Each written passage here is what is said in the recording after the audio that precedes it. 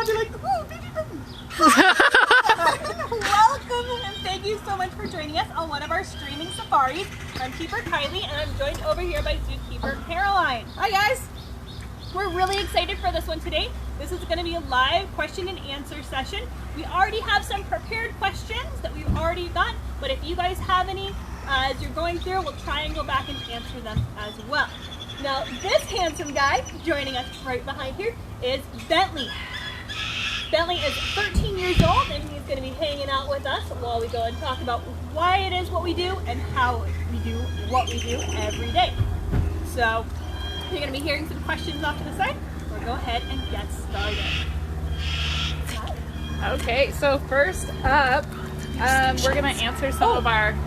Sorry, I got distracted. It's what I do when there's an animal near me. First off, thank you guys so much for your support. I always want to go and start these by saying thank you. Honestly, the outpouring of support that we have seen has absolutely been fantastic. We really want to thank our local businesses, especially our local news channels. All of them, including Channel 5, Channel 13, Channel 3, and Channel 8, have been able to go and help bring awareness of these streaming safaris, as well as the awareness of our habitat in general. So thank you to them. Now, on that note, all the donations that we have been getting in have been a huge help. But again, guys, we still need that help. Our animals do have to eat every day, so any amount that you guys can spend, just a few dollars, really makes a big help. You'll see donation links linked on our Facebook page below. Also on our website, lionhabitatranch.org, there's a donate button right there. And don't forget Amazon Smiles. As you go and you make your orders from the comfort of your home, automatically some of that, those will get donated back to us. So any of your purchases, a small amount of that will get donated back to us.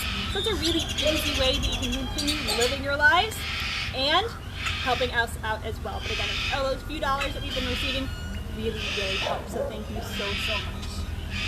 All right. All right, you ready for questions? Thank you. Can you get a little bit closer to the microphone? Absolutely. So, first off, we're going to answer some questions that we got asked on some of our other posts that we've been making recently. So somebody wants to know how old Snowy is, the cockatoo that we shared the other day. Snowy, who was an owner surrender to us, came in at 12 years old. She's actually only one of the few birds here that we do know their ages on. A lot of our birds come in from rescue situations, so we don't have any histories on them.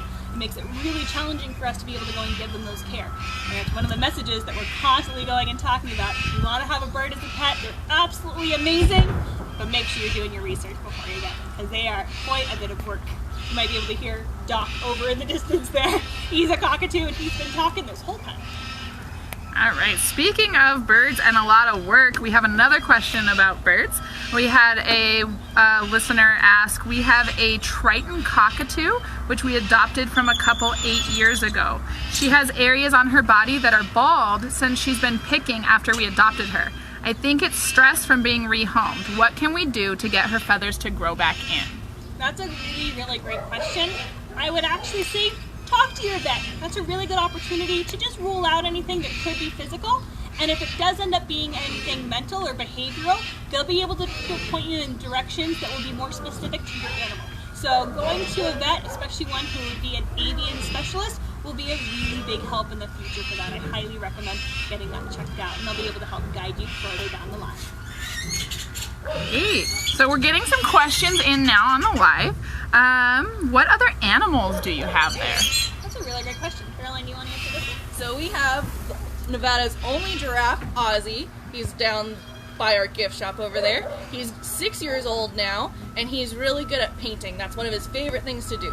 We also have about a dozen parrots, just like Kylie mentioned, those bunch of rescues that we've received over the years. And then we also have emus, ostriches, and then 2 tortoises, along with 2 guinea fowl. That rounds out our population here at the Lion Habitat Ranch. Awesome. And how long do you have to go to school to become a zookeeper? That's a really good question. There's a couple of different paths that people can take overall. Mine was kind of the traditional route, so I'll go and I'll give that information.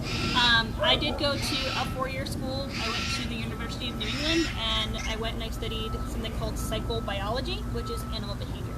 On the zookeeping field, it's becoming more and more required to have some form of formal education. So just be aware that if you're looking to get into this field, I'd start looking at what the requirements are now so you can kind of understand where you want to go with that. Now, Caroline, you did something a little bit different. Yeah, I did. So I also got my bachelor's in science from University of California, Riverside, but I also went to a program at Moore Park College called America's Teaching Zoo at Moore Park College. There, while I was taking classes for 22 months straight, I was also taking care of a zoo that was on property there. Now, they have large cats just like our lions here. They also have tigers, they have primates, they have birds, they have hoofstock animals, and you get to learn how to basically take care of animals at a zoo and manage it. You feed, you clean, you medicate, you do presentations with those animals, you train those animals for grades. So over 22 months straight, it was a very hard program, but I feel it was immeasurable experience, and I would not trade that for the world. All right, what is the lion behind you's favorite thing to eat? So he's actually getting some pretty nice treats right now. This here, again, he's Bentley. He is kind of a senior cat, so the diet that he's actually getting right now is part of his daily diet. He's actually had most of his diet already, but we have specialized meat that's made for the zoological field that has all the vitamins and minerals that they need. They really, really respond well to it, and we can make sure that it has things, especially as the cats get a little bit older, we can go and make sure that they're getting all of that. Every once in a while, though, we can give them some special fun things, like maybe a couple bites of steak here and there, but you do have to watch out for those cats and their diets, because you want to make sure that they're always getting what they need health-wise first. It's just like with us at home. I might want to chow down on those Oreos all day long, but I still got to eat my fruits and vegetables too. And how old is Bentley? Bentley is 13 years old. We consider our cats seniors at 15 years old. So Bentley is up there, but we still got time with him left.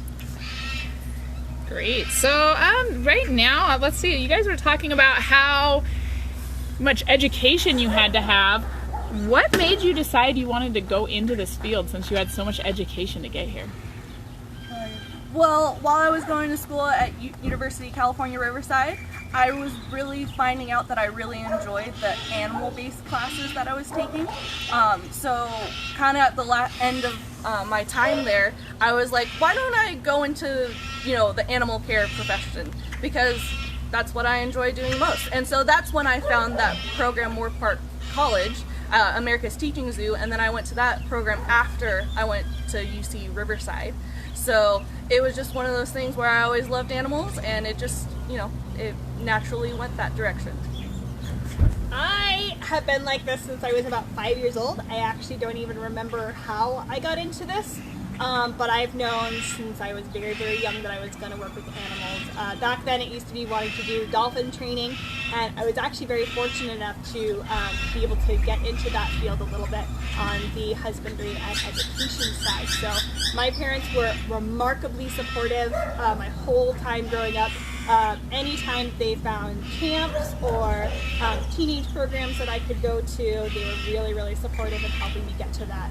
And it was actually my mom who found the program up at UNE for me to attend. So they were amazing at that. So I've always been like this. I can remember back in second grade learning how to spell marine biologist, because back then that's what I kind of thought I would end up getting into. So it's shifted over the years. I've definitely gone from being more on the marine side to more of the terrestrial land-based things. But overall, I like animals, so it's a pretty easy career to kind of find where your niche is, whether you like big carnivores or whether you want to work with birds. It's a really good way to find what you like in a zoo. You can really go and hone that in. But yeah, I've always been the weird one. All right, for each of you, what's your favorite animal here? Oh, okay. So first off, we don't have favorites, but we do like some more equally than others. I'm probably gonna have to say I work with two birds. I'm actually more of a bird nerd than the lions, so I'm kind of weird in that regard. I like my birds. I love Snowy. You guys saw the video of her posted today. She is absolutely my angel. And then I've been working really, really hard with another cockatoo named Shock. He came in absolutely terrified of humans, so the fact that he's coming up and letting me interact with him on very small steps has just been amazing over the past year that I've worked here. So I think those are probably the two that really get me out of bed every morning. That's a hard question. You should never ask the zookeeper that question because they can never answer that efficiently.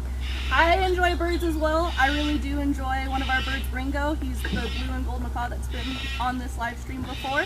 And then I also enjoy another macaw named Millie. But all of the animals here kind of hold a special place in all our hearts. So.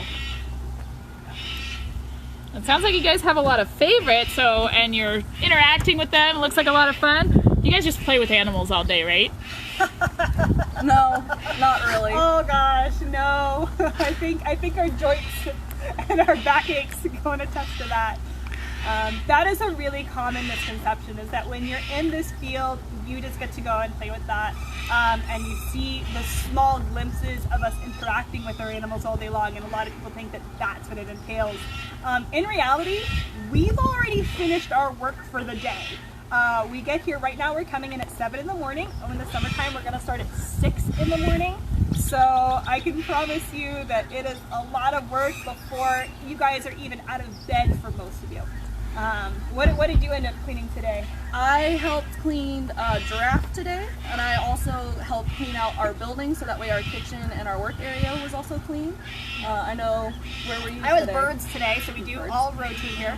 So yeah, I'm going through and taking care of all of the birds. So that means we're cleaning, we are raking. Today we actually went through all of the water pots, everything got a full scrub out, so we're dragging big pumps behind us to pump those waters out. Everything's getting scrubbed. We rake all yards out fully, so we go through it, we give them a full rake out throughout the week, and so we make sure everything is really clean. The den boxes that the animals go and live in, we make sure that the heating pads are working right now. This season we're going to move into the air conditioner soon, so we want to make sure that those are working. So it's a lot of physical labor, and guys, I gotta tell you, it's a lot of poop. Yep. It's a lot of poop, so that's really a big part of what we do. We are the pooper scoopers. Yep. Do you guys still have Marina, Dude, Gino, and Belladonna? Yes, actually, they just celebrated a birthday a couple weeks ago, so Yes. if you check back on our Facebook page, you might be able to see that. Yes, we do. Dude is a pretty important cat here. Why is Dude so special here? Dude's pretty special because he's our largest lion. He's about 600 pounds. Most of the time, male lions are only about 500 pounds, like Bentley here. So, Dude's a very big cat. He's pretty amazing. And then his sister Marina is our biggest female at about 400 pounds. Yeah, she's big. Yeah, big But lady. she still puts him in his place. So what is the hardest part of getting into this field? The hardest part of your job? And how did you or do you stay motivated? I think the last part is probably the easiest part. Yeah. Yeah, getting motivated and seeing our care manifest in the health of these animals. We're currently not breeding, but at a previous facility, we worked really hard. So zoos work really hard to really conserve species. So when you're working with a highly endangered species and you get to go and help them raise offspring to help promote to that, that's amazing. There is absolutely nothing in the field that even compares to having an animal contribute just a little bit more to saving that species a little bit longer and getting people to realize that. That is a huge motivating factor for me, I think. And I love educating. When kids are excited about the environment, I think that really excites me. What about you? What's your motivation? When I see that the animals recognize me and that we actually have a relationship, even though we're so busy doing other things, that we still have, that extra 5 minutes to check in on them and they actually recognize us and they want to come and interact with you. I mean, that just shows that you're putting in the time and the effort working around them, that they want to come and interact with you. That's pretty special. And then sharing it all with you guys because, You couldn't do it without you. yeah, exactly. The hardest part of the field is it is competitive. It is very competitive. There's a kind of a rule of thumb when you're applying for jobs in the field. Which by the way, you don't get to really stay where you live. I'm actually from Hudson, New Hampshire. Hi guys. Where are you from? I'm from Temecula, California. Yeah. No, we don't get to stay close to home in this field. In this field, you go where the jobs are because it is so hard to get a foot in the door. And you're usually sending out about 10 applications before you get a response. That's not even a job offer. That's, hey, we maybe want to interview you, or here's some supplemental questions. It is a lot of work to just go and have that kind of field to work in. But there are so many amazing zookeepers out there, and everyone's really passionate about that job. So I think that's the other thing. The other real hard part about the job is the money aspect, is the fact that we don't have a lot of time with our families. Our animals here are here 24/7. So weekends, there's no such thing as weekends. There's only such things as days off. And even then, that can be variable. You miss birthdays, you miss weddings, you miss all of those things because we have to come into work. And I can't remember the last time I celebrated a major holiday with my family. Long time ago. Yep. So that's a really hard part. And then the hardest part of this job here, oh God, you guys, I hate water pots. Yeah, lugging that pump around. What about you? Honestly, right now, it's probably making sure, you wake up on time, because, 7 o'clock doesn't sound bad when you have to come at 7 o'clock and then work hard right when you clock in.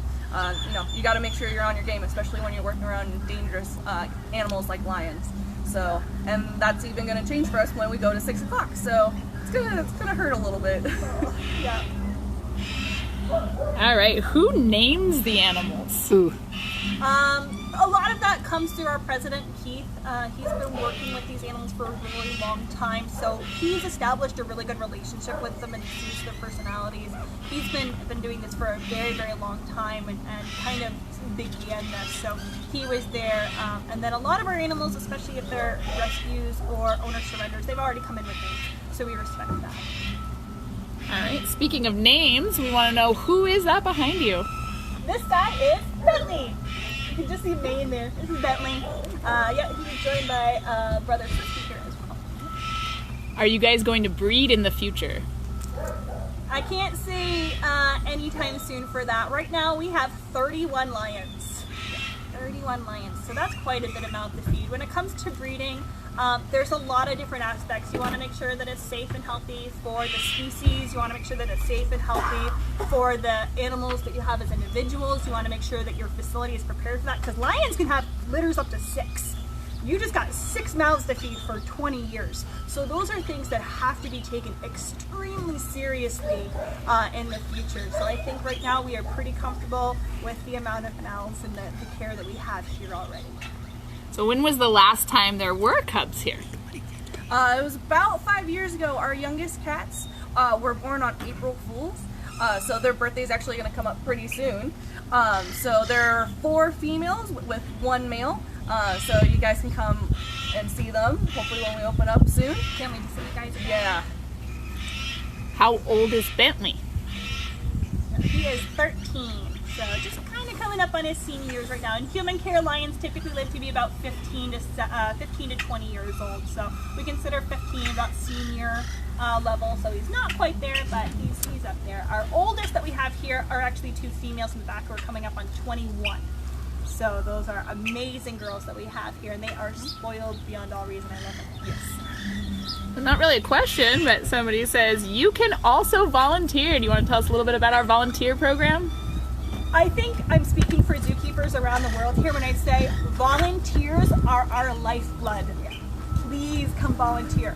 But it's not like what people think. A lot of people think when they're going to come and volunteer that they're going to be cuddling on the birds or cutting through these lions. It's work.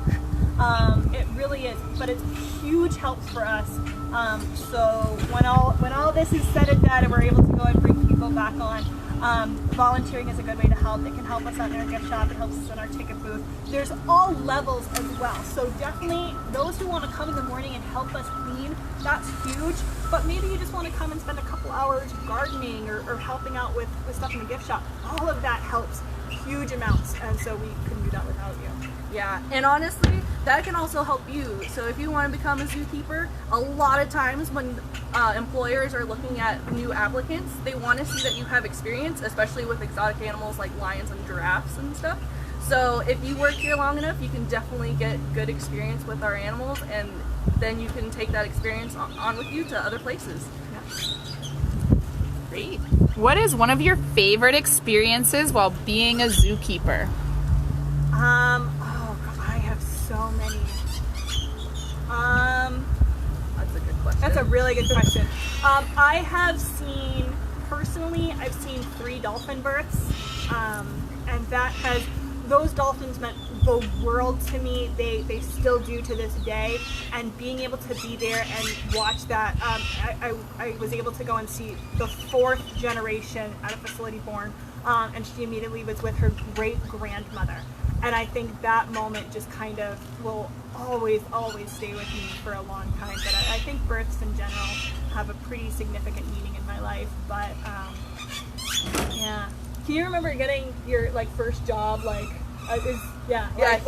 Here. So what was that feeling like? Being like you're a zookeeper? It was pretty great because I graduated from that program at Moore Park College, and obviously that was a great experience, but then I was like, oh, that was actually supposed to be used to get a job. So when I got the job here, I was very excited, especially since I was able to jump in with helping take care of 31 lions and a giraffe.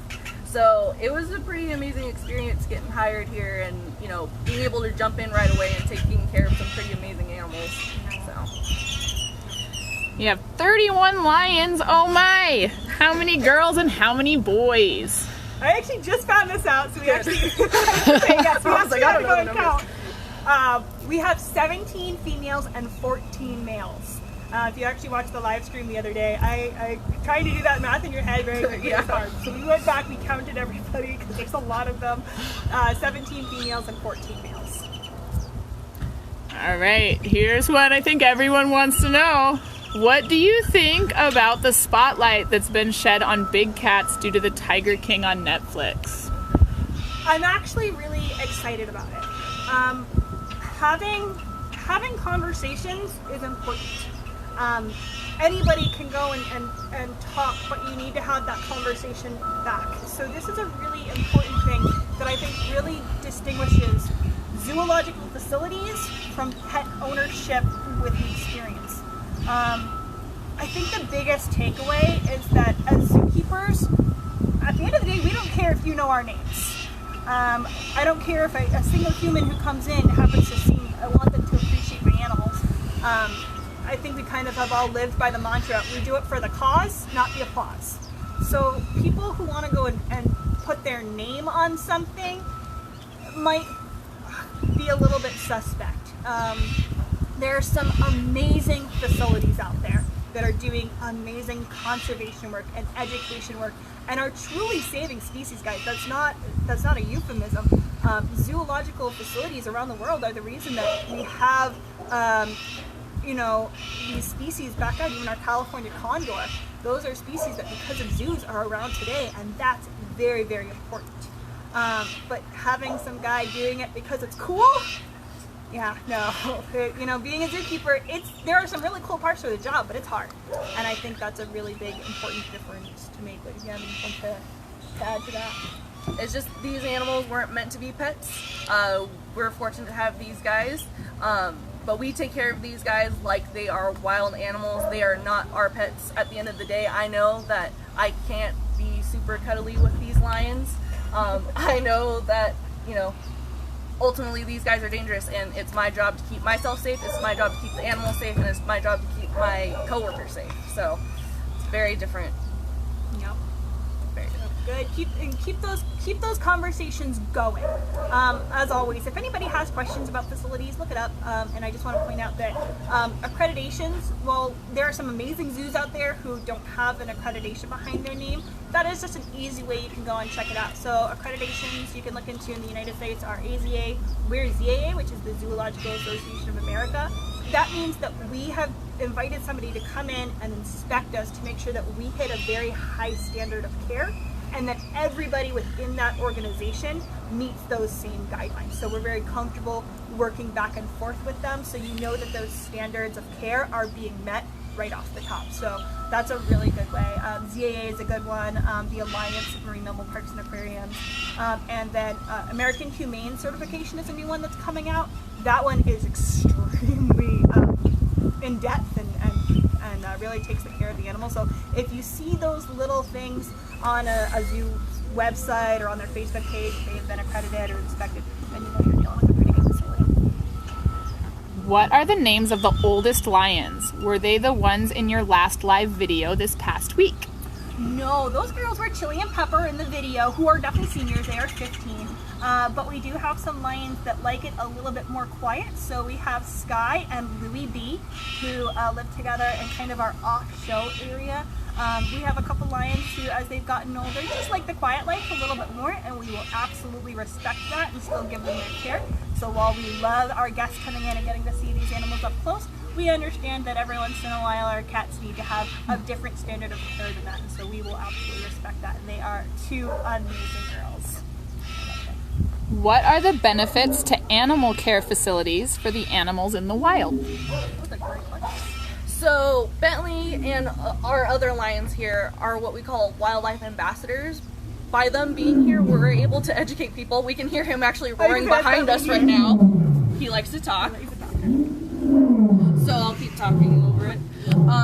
So these guys help bring awareness to what these lions are going through in the wild. Because actually, Bentley, along with his relatives here, are Barbary lions.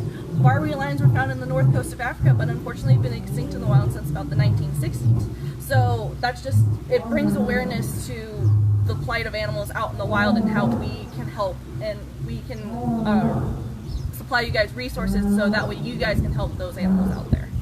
I think one of my favorite mantras that I've lived with, and I know a lot of zookeepers around the country, we all know this quote. It's from a Senegalese conservationist, and it's, you conserve and protect what you love what you know what you're taught. If you don't know that these animals even exist, or the troubles that they're going through, like giraffes are going through a silent extinction. We're actually losing these species at a very, very fast rate. And so by bringing attention to them in ways that solidify in your mind in a much more concrete way, people are going to be a lot more open and responsive to ways to protecting them in just much more passionate ways. Hi, I got to meet some cubs back in 2013. Rusty was my favorite. Do you know if he's still there? Rusty! So actually, I actually have a personal connection with Rusty. Rusty has actually moved to America's Teaching Zoo at Moorpark College, where I went to go to school there. So actually, for about 22 months, I was there with Rusty for most of the time. So he was actually kind of the reason me and a coworker came out here, because she was really interested in where he came from. She got a job here and she told me to come and apply here. So Rusty's definitely a goofball. We love him over there. So he definitely taught us what it was like to work with a male lion. So we love Rusty. I was going to say, the sisters went to a different facility. The sisters went to a different facility. Actually, me and my coworker went to see them. So they were out of Africa, out at Camp Verde, Arizona, and that was a pretty fun place to go. I really enjoyed that place. So that kind of brings to attention that sometimes the animals do not stay on our facilities, and sometimes we do bring them in. There's a lot of different reasons for that. First and foremost is going to be the care of those individual animals. What do their social needs look like? What do the needs of other facilities look like? If they have the opportunity to go and house more male lions or things like that. Because male lions, even if they grow up together, sometimes don't always end up liking each other as they get older, or there's always a lot of different aspects. So that's why those kind of accreditations and working within the field is so vital to them, and that's why we're really sure that we work with facilities that we know support our cause in the end. So that's a really important thing, that sometimes we do end up having to go and say goodbye to them if they go to other facilities, but we know that they're going to get the best care and be amazing ambassadors out there. And as you can see, they inspire other zookeepers. Yeah, no, we love Rusty. Rusty's fun. All right, we're going to jump back to volunteering. How old do you have to be to volunteer, and what are the requirements? Not much in the way of physical requirements. We're willing to work with all abilities, so that's fine, but you do have to be 18 years or older. That's pretty standard in most zoological facilities across the country. For volunteering, they're going to want to go and see that. Now, there are some great teen programs out there. There are some good camps out there, so check at your local zoo, see if they have those programs available for anybody younger, but usually for volunteering, you do have to be 18 years older. Do you plan on getting another giraffe? At this time, not yet. One, our giraffe is still a little bit on the young side. So even though he thinks he's old enough to have a girlfriend, no. He's like a teenage boy. Nope, you gotta wait. But even then, we're going to take a lot of different considerations into account before that happens. The size of our facility, what's happening around us, how the local town things is happening, all of that is going to happen. Have you worked at other zoos before this? Most definitely. I've actually been doing this for about 13 years, coming up on 14 years. So I've worked in a lot of different facilities, starting with aquariums. That's what I started in. I started on the aquarium side of things. So that's what brought me out to Vegas, because again, you don't usually get to stay where you live when it comes to the zookeeping field. So I started off in aquariums. I moved to the education side of things, so I worked at a marine mammal facility doing education, and then I actually went to Texas for a little bit, and I worked down there, so I got to go and work at a lot of different zoos and had a lot of experience with different animals. So usually that's not unusual in the zookeeping field, to kind of move around and figure out where your niche is on that. So. Yeah. This is actually my first official job working with animals. Like I said, I was at Moore Park College, taking care of their zoo for 22 months. So that was my previous experience before coming here, but this is my first official job out here, so enjoying it. So. She might be a little bit different. We might actually not let her go anywhere else, so we'll see how that goes. How come there are no elephants here? Elephants are hard. Elephants are real hard. They're not something you can go to the grocery store and pick up. So working with elephants and working within that community takes a lot of work, years and years and years and years of work, of permitting, of things like that. So and space and requirements and money. Oh my goodness, guys, they eat so much every day that, you know, we are a little nonprofit. So while we would love to go and expand on that, we want to make sure that we are always able to give the best care to the animals we have here. So we want to make sure that better is happening over bigger, quality over quantity. Yes. So any kids who are listening, what subjects in school should they study and focus on? So biology is obviously a must-have for this. You get to understand the science behind living things. So, you know, animals are part of biology and stuff. Also, speech. Obviously, we're talking to you guys. You have to be very comfortable about talking in front of people, even if it's just one person or if it's 100 people. And then you do have to know a little bit of math. Yeah.